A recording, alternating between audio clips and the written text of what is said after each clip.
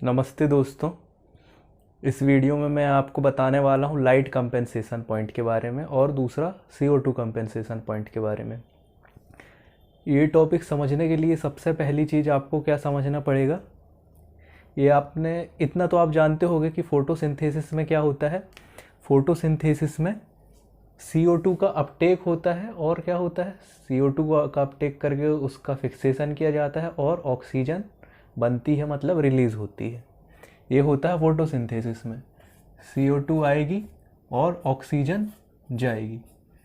Respiration में क्या होगा, इसका जस्ट उल्टा होगा।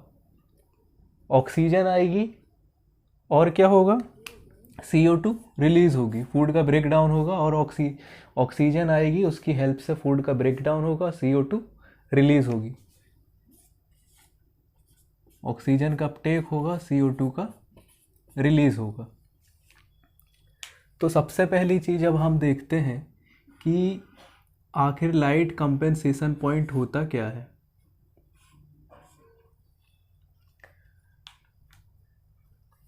जब लाइट का एब्सेंस होगा, लाइट नहीं होगी, तो फोटोसिंथेसिस की प्रोसेस रुक जाएगी। उस समय फोटोसिंथेसिस नहीं होगी, क्योंकि फोटोसिंथेसिस की प्रोसेस हमने देखा लाइट के ऊपर डिपेंड कर रही है।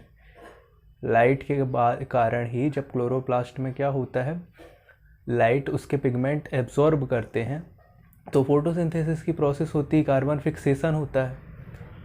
अगर लाइट नहीं है तो फोटोसिंथेसिस नहीं हो रही, लेकिन जैसे जैसे लाइट की इंटेंसिटी बढ़ती जाएगी वैसे वैसे ही क्या होगा, लाइट की इंटेंसिटी बढ़ते जाने के साथ ही उसके साथ ही फोटोसिंथेसिस की प्रोसेस भी बढ़ती जाएगी। मतलब फोटोसिंथेसिस की प्रोसेस बढ़ रही तो क्या हो रहा है, CO2 का फिक्सेशन बढ़ता जाएगा, CO2 का अपटेक बढ़ता जाएगा लाइट की इंटेंसिटी बढ़ने के साथ ही। इसका रेस्पायरेशन से कोई रोल नहीं है। क्या रोल नहीं है, मतलब लाइट से कोई रोल नहीं है। लाइट एब्सेंस भी है, लाइट नहीं भी है, तो भी रेस्पायरेशन प्लांट्स में होता रहेगा। अब क्योंकि दोनों प्रोसेस लगभग साथ में ही चल रही हैं, चाहे वो रेस्पायरेशन हो या फोटोसिंथेसिस हो, जब दिन के टाइम में लाइट रहेगी तो फोटोसिंथेसिस की प्रोसेस होगी और उसके साथ ही क्या होगा, रेस्पायरेशन भी होगा। तो अब जब फोटोसिंथेसिस हो रही है, ये फोटोसिंथेसिस हो रही है, तो CO2 का अपटेक किया जा रहा है और ऑक्सीजन रिलीज की जा रही है, साथ ही रेस्पायरेशन भी चल रहा है उसके। तो क्या हो रहा है, ऑक्सीजन का अपटेक हो रहा है और CO2 रिलीज हो रही है। अब ये दोनों क्या है, एक दूसरे के अपोजिट हैं। इस कंडीशन में क्या होगा कि एक ऐसा पॉइंट आएगा लाइट इंटेंसिटी का, जब क्या होगा, जितना CO2 का अपटेक किया जाएगा फोटोसिंथेसिस में, उतना ही CO2 का रिलीज किया जाएगा। या फोटोसिंथेसिस से जितनी ऑक्सीजन रिलीज हो रही है उतनी ही रेस्पायरेशन में क्या हो रही है, अपटेक की जा रही है। उस लाइट की इंटेंसिटी को हम क्या कहेंगे, लाइट कंपेंसेशन पॉइंट। मतलब कि लाइट की वह इंटेंसिटी जिसमें क्या हो, जितना CO2 का अपटेक किया जा रहा है, जितनी CO2 फिक्स की जा रही फोटोसिंथेसिस से, उतनी ही CO2 रिलीज की जा रही है रेस्पायरेशन में।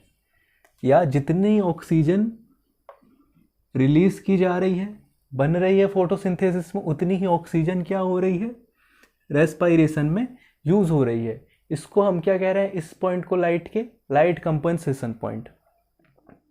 क्योंकि लाइट की इंटेंसिटी जैसे जैसे बढ़ती जाएगी वैसे वैसे क्या होगा, लाइट की इंटेंसिटी जैसे जैसे बढ़ती जाएगी वैसे ही फोटोसिंथेसिस भी बढ़ रही है।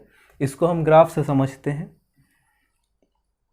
अब यहाँ पर एक्स एक्सिस में क्या है, लाइट इंटेंसिटी है फूड कैंडल्स में।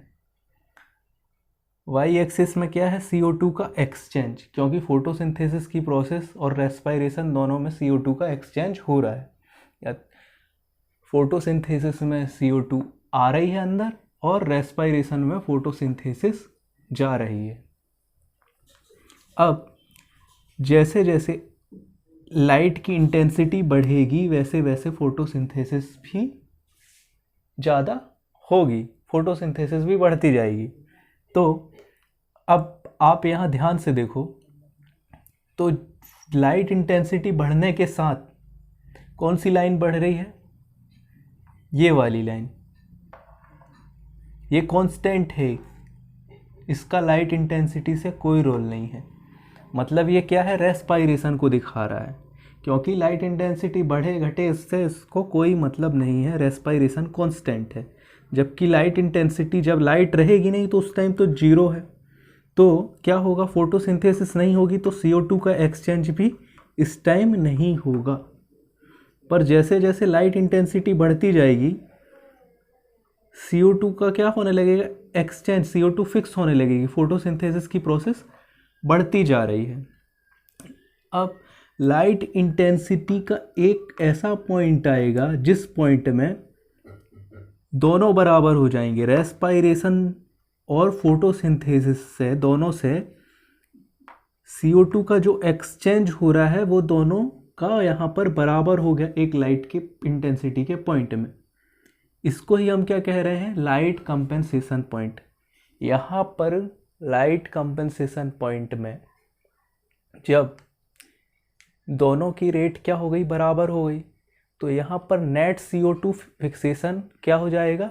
जीरो हो जाएगा, क्योंकि जितनी CO2 फिक्स की जा रही है उतनी ही CO2 निकल रही है रेस्पायरेशन की प्रोसेस में। तो इस पॉइंट में जो नेट CO2 फिक्सेशन है वो क्या होगा? जीरो हो जाएगा, और नेट CO2 इफ्लक्स भी क्या हो जाएगा? जीरो हो जाएगा। मतलब इस पॉइंट में ना CO2 फिक्स हो रही है, नेट CO2 फिक्सेशन भी जीरो है, और नेट जो रिलीज होना चाहिए वो भी क्या है? इफ्लक्स भी CO2 का जीरो है। अब यहाँ पर लाइट कंपेंसेशन पॉइंट के अगर इस साइड हम देखते हैं तो यहाँ फोटोसिंथेसिस की रेट क्या है? कम है, रेस्पायरेशन की रेट यहाँ पर ज़्यादा है। अब रेस्पायरेशन की रेट ज़्यादा है तो CO2 बाहर निकलनी चाहिए कि अंदर आनी चाहिए? रेस्पायरेशन में CO2 रिलीज की जाती है, तो रेस्पायरेशन की रेट ज़्यादा है, तो यहाँ पर CO2 का जब एक्सचेंज होगा मतलब CO2 कहाँ जाएगी? बाहर जाएगी, आउट। लाइट कंपेंसेशन पॉइंट के दूसरे साइड अगर हम देखें, लाइट इंटेंसिटी बढ़ने के साथ साथ जब फोटोसिंथेसिस और ज़्यादा बढ़ने लगती है तो यहाँ पर क्या हो रहा है? फोटोसिंथेसिस की रेट क्या है? रेस्पायरेशन से ज़्यादा है। तो यहाँ पर क्या होगा? फोटोसिंथेसिस अगर रेट फोटोसिंथेसिस की ज़्यादा हो गई रेस्पायरेशन से, तो CO2 का क्या हो रहा है? फिक्सेशन हो रहा है यहाँ पर, तो CO2 अंदर आ रही है यहाँ पर इन। CO2 कंपेंसेशन पॉइंट, जैसे लाइट कंपेंसेशन पॉइंट होता है वैसे ही CO2 कंपेंसेशन पॉइंट होता है। लाइट कंपेंसेशन पॉइंट में हमने क्या देखा कि लाइट इंटेंसिटी बढ़ते जाने के साथ साथ फोटोसिंथेसिस भी बढ़ रही है, और लाइट की ऐसी इंटेंसिटी जिस इंटेंसिटी पर फोटोसिंथेसिस और रेस्पायरेशन दोनों की रेट एक दूसरे के बराबर हो गई। यहाँ पर नेट CO2 का फिक्सेशन जीरो हो गया, और जो नेट CO2 इफ्लक्स होना चाहिए, बाहर निकलना चाहिए, वो भी जीरो हो गया। इसी को हम क्या कह रहे थे? Light compensation point. वैसे ही अब जैसे लाइट कंपेंसेशन पॉइंट है वैसे ही क्या है? CO2 compensation point. तो CO2 का वो कॉन्सेंट्रेशन जिस कॉन्सेंट्रेशन में फोटोसिंथेसिस और रेस्पायरेशन दोनों की रेट एक दूसरे के बराबर हो जाएगी, जिस CO2 के कॉन्सेंट्रेशन में क्या हो? जो नेट CO2 का फिक्सेशन है वो जीरो हो जाए, नेट CO2 इफ्लक्स भी जीरो हो जाए, उसको हम क्या कहेंगे? CO2 compensation point. अब ये जो कंपेंसेशन पॉइंट है ये दिखाता है एफिशिएंसी फोटोसिंथेसिस की। मतलब कि अगर किसी प्लांट का compensation point CO2 compensation point या लाइट कंपेंसेशन पॉइंट कम है, मतलब उसकी फोटोसिंथेसिस की एफिशिएंसी ज़्यादा है। जितना ज़्यादा कंपनसेशन पॉइंट होगा उसकी फोटोसिंथेसिस की एफिशिएंसी क्या होगी, उतनी ही कम होगी। ये दोनों एक दूसरे के विपरीत हैं। अगर हम यहाँ पर देखें CO2 compensation point C4 plant का और C3 प्लांट का, तो C4 प्लांट का हमको क्या मिल रहा है, कम मिल रहा है। यहाँ पर C4 प्लांट का जो है CO2 कंपनसेशन पॉइंट कम है, क्योंकि यहाँ पर हमने क्या देखा था, इन्होंने अपने आपको एक अलग तरीके से क्या किया हुआ है, एडाप्ट किया हुआ है, इवॉल्व किया हुआ है। C4 प्लांट में क्या होता है कि जो बंडल शीथ की सेल है वहाँ पर रुबिस्को के पास CO2 का कॉन्सेंट्रेशन बढ़ा दिया जाता है, तो कम CO2 के कॉन्सेंट्रेशन में भी यहाँ पर फोटोसिंथेसिस ज़्यादा होगी। और C3 प्लांट का कंपनसेशन पॉइंट क्या है, ज़्यादा है। ये दोनों पॉइंट क्या दिखा रहे हैं, CO2 कंपनसेशन पॉइंट को दिखा रहे हैं। तो C4 प्लांट का कंपनसेशन पॉइंट क्या है, कम है। कम है मतलब इसकी फोटोसिंथेसिस की एफिशिएंसी ज़्यादा है। C3 प्लांट्स का CO2 कंपनसेशन पॉइंट ज़्यादा है, मतलब C3 प्लांट्स की जो एफिशिएंसी है फोटोसिंथेसिस की वो कम है। यहाँ पर एक्स एक्सिस में क्या है, CO2 का कॉन्सेंट्रेशन है, वाई एक्सिस में CO2 एसिमिलेशन है। अब CO2 का कॉन्सेंट्रेशन जैसे जैसे बढ़ता जाएगा वैसे ही फोटोसिंथेसिस की प्रोसेस भी बढ़ती जाएगी। तो अगर हम इस ग्राफ को ध्यान से देखें तो जैसे ही CO2 का कॉन्सेंट्रेशन क्या हो रहा है, बढ़ रहा है, वैसे ही C4 प्लांट में एकदम से स्पाइक कर रहा है CO2 का एसिमिलेशन। CO2 एसिमिलेशन कब होगा, जब फोटोसिंथेसिस की प्रोसेस होगी तो CO2 को फिक्स किया जाएगा। मतलब CO2 का कॉन्सेंट्रेशन थोड़ा सा ही बढ़ने पर ये क्या हो रहा है, C4 प्लांट में एकदम से बहुत ज़्यादा फोटोसिंथेसिस की प्रोसेस हो रही है और CO2 का एसिमिलेशन बहुत ज़्यादा हो रहा है। जबकि C3 प्लांट्स में CO2 का जो फिक्सेशन है, CO2 कॉन्सेंट्रेशन बढ़ने के साथ साथ बढ़ तो रहा है, पर C4 प्लांट्स के मुकाबले इसमें उतनी तेज़ी से फोटोसिंथेसिस की रेट नहीं बढ़ रही।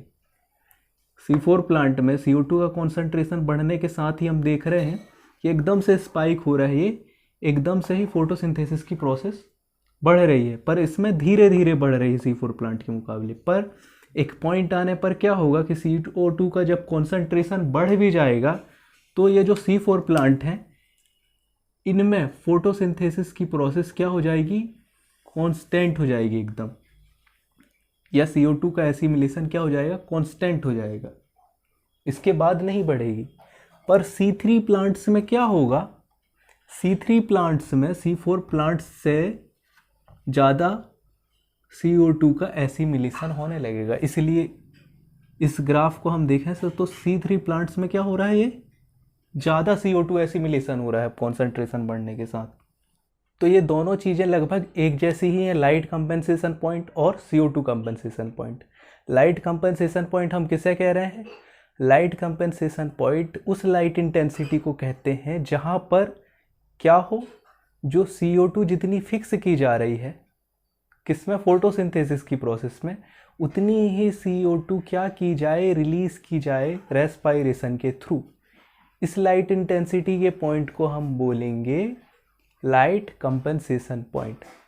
वैसे ही CO2 कंपनसेशन पॉइंट CO2 के उस कॉन्सेंट्रेशन को कह रहे हैं हम जिस CO2 के कॉन्सेंट्रेशन में क्या होगा, CO2 जितनी फिक्स की जाएगी फोटोसिंथेसिस की प्रोसेस में उतनी ही CO2 रिलीज की जा रही है रेस्पायरेशन में।